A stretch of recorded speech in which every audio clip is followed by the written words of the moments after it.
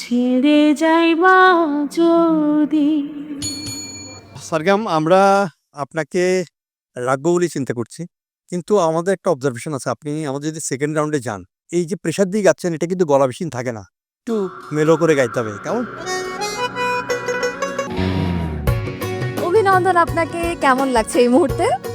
প্রথম যুদ্ধক্ষেত্র শেষ, কিন্তু তারপরও আরও পরবর্তী যুদ্ধ ফাইনালের জন্য মানে একটু নার্ভাস।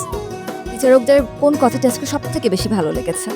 তারা বলেছেন যে আরও সুন্দরভাবে সফটলি আর কি গানটা ইয়ে করার জন্য।